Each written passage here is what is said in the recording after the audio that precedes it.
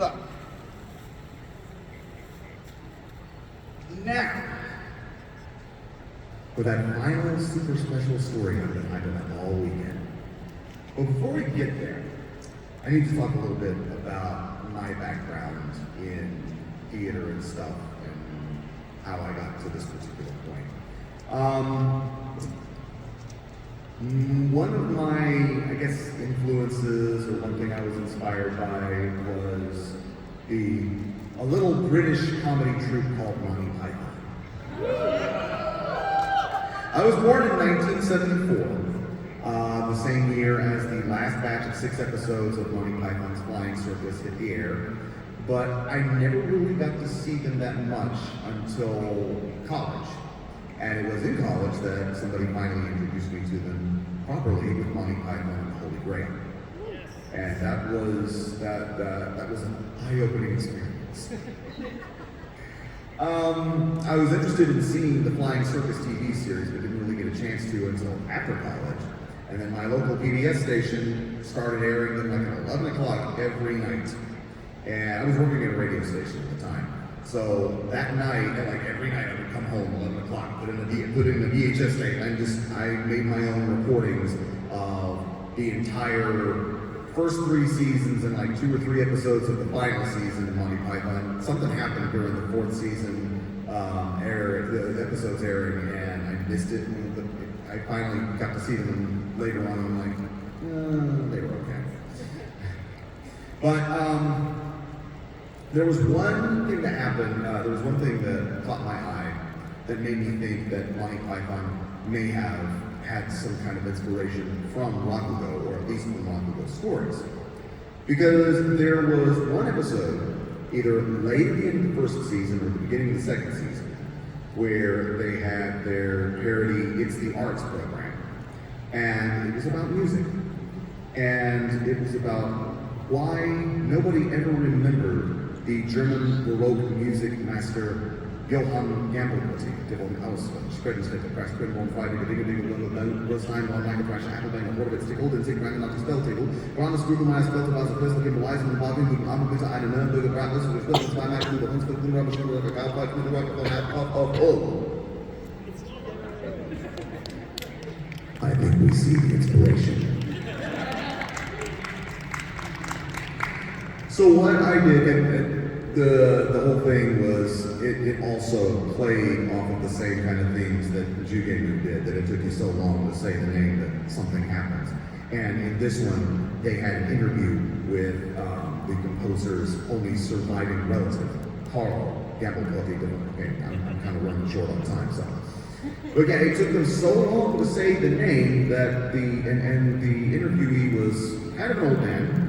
It took him so long to say the name that the interviewee died in the middle of the interview.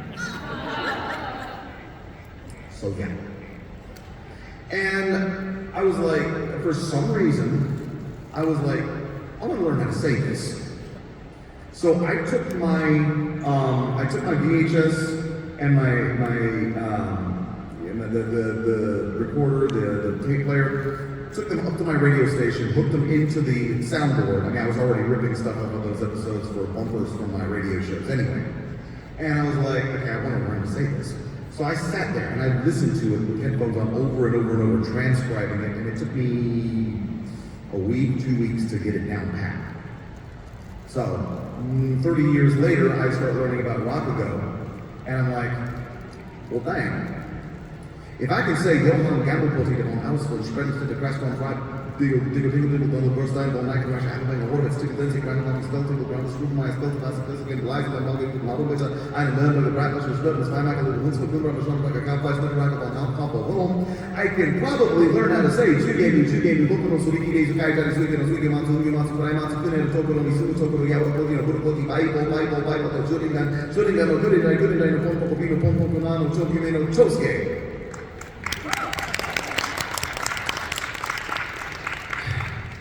Where was I going with all this? Oh yeah. Ladies and gentlemen, and now for something completely different, the Dead Parrot sketch! Story opens in a pet shop somewhere in London. A gentleman comes in holding a bird cage and the person at the counter has not even acknowledged that he's there. He's got his back turned to him. The customer strides up to the counter. The cage has a little blue feathered thing that doesn't seem to be moving very much. Walks up to the counter and says, "Hello, I wish to make a complaint." "Hello, miss." "What do you mean, miss?"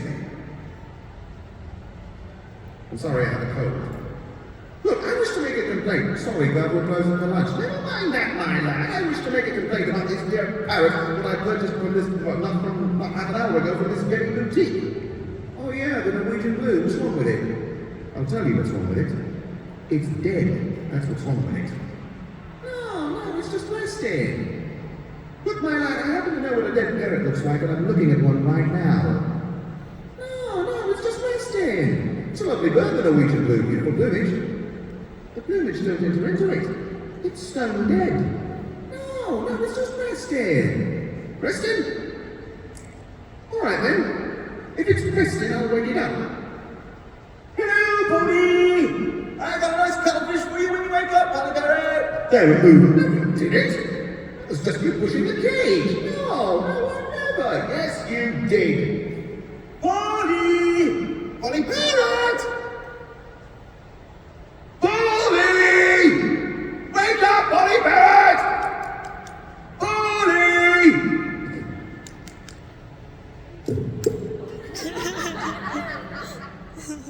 And that's what I call a dead parrot. No, it was just stunned.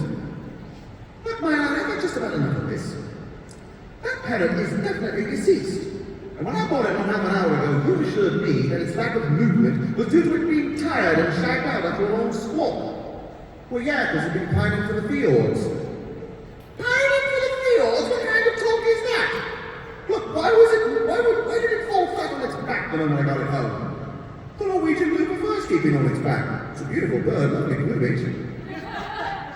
I took the liberty of examining that bird, and I found out the only reason that it had been sitting on its perch in the first place was that it had been nailed there. Well, of course it had been nailed there, otherwise it'd muzzle up to them bars and boom. Look, matey! This parrot wouldn't boom if you put 4,000 volts through it. It's bleeding demise. It's not, it's pining. It's not pining, it's passed on. This parrot is no more. It has ceased to be. It's expired and gone to meet its maker. This is a late parrot. It's a stiff. Bereft of life, it rests in peace if you hadn't nailed it to the branch it'd be pushing up the daisies.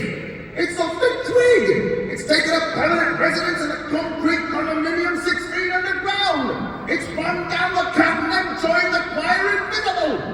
This is an ex-parrot! Well, I suppose I'd better replace it then. If you want anything done in this country, you've got to complain till you're blue in the mouth. Sorry, God, we're right out of parrots. I see, I get the picture. I've got a slug.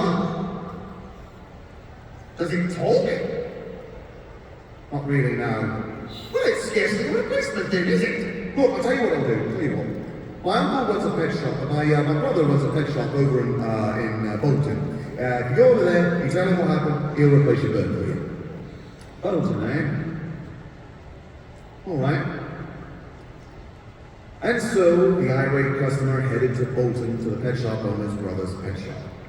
When he entered the pet shop owner's brother's pet shop, he found it looked almost exactly the same as the pet shop owner's pet shop. All the way down to the cage that the customer had left on the floor when he left the pet shop owner's pet shop. He approached the pet shop owner's brother's pet shop's counter and said, I'm sorry, this is Bolton, yes? No, this is Ipswich. That's Intercity Rail for you. And so, the confused and irate customer now headed to the Intercity Rail office to complain. I wish to make a complaint. I don't have to do this, you know. I'm sorry. I'm a fully qualified brain surgeon. I only like doing this because I like being my own boss. I'm sorry, this is irrelevant, isn't it? Well, yeah, it's not easy to have these things out for 15 minutes. Never mind that. I wish to make a complaint. I boarded the train for Bolton and now I found myself deposited here in Ipswich. Oh, no, this is Bolton. The pet shop owner's brother was lying. Well, you can't blame British Rail for that. If this is Bolton, I shall return to the pet shop. And now the irate and increasingly confused, though not as confused as irate, but growing more confused all the time, customer headed back to the pet shop owner's brother's pet shop. I understand that this is Bolton. Yeah? But you told me it was Ipswich. It was a pun. A pun? No, not a pun, no. What's that thing where it's spelt the same thing backwards as forwards? A palindrome? Yeah. No, that's not a palindrome at all. That's not how it works. The palindrome of Bolton would be not long. It don't work. Look, what do you want? No, I'm sorry. I'm not prepared to carry out my inquiry any further, as I'm afraid it's got too silly. And at that moment, a British Major General in full military dress uniform entered the pet shop and said, Quite agree, silly. Right, get on with it. Get on with it.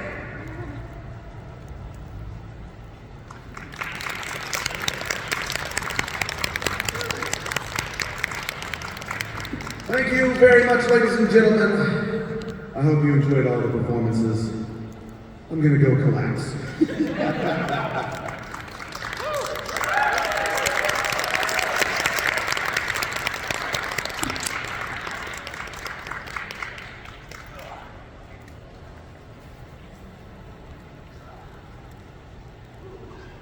What time do we have anyway? It is 2:19.